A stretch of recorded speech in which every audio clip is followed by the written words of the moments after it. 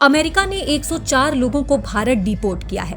US military plane इन भारतीयों को लेकर अमृतसर में लैंड हुआ।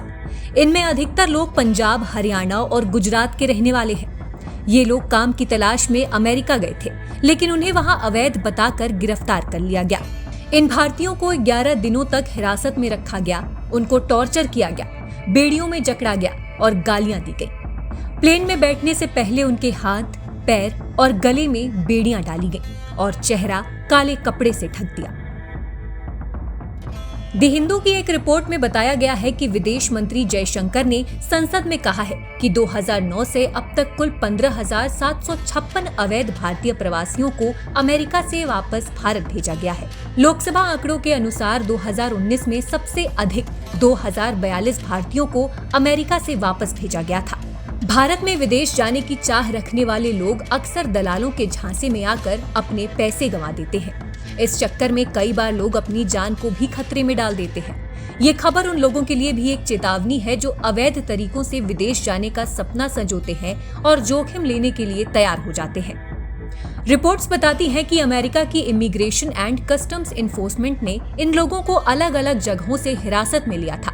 इनमें से कुछ लोग वैध वीजा अवधि समाप्त होने के बाद भी अमेरिका में रुके हुए थे, जबकि कुछ लोग अवैध तरीके से मैक्सिको बॉर्डर पार करके अमेरिका पहुंचे थे।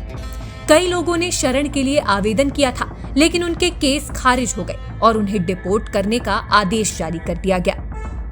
इन भारतीयों को सबसे पहले अलग अलग डिटेंशन कैंपों में रखा गया, जहां उनसे घंटों पूछताछ की गई। उन्हें अलग अलग तरीके से टॉर्चर भी किया गया।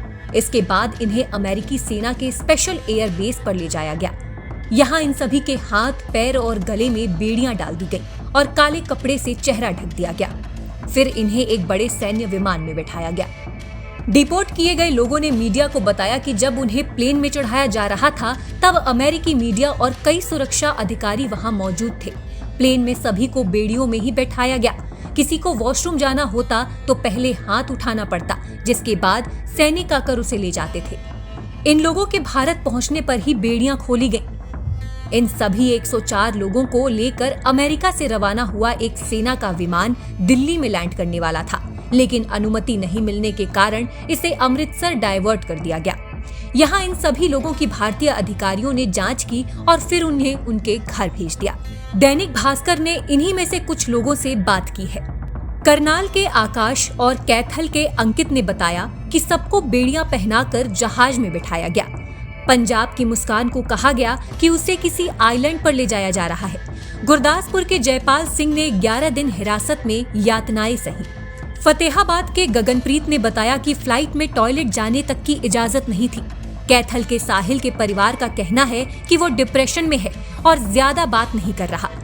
ये सभी लोग हाथों, पैरों और गले में जंजीरों के साथ सफर करने को मजबूर थे, मानो कोई बड़े अपराधी हों।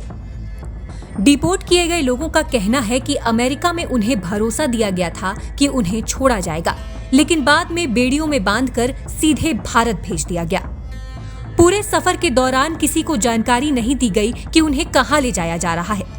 अब ये सभी लोग इस सदमे से बाहर निकलने की कोशिश कर रहे हैं। ये उनके लिए जिंदगी भर का दर्द बन गया है।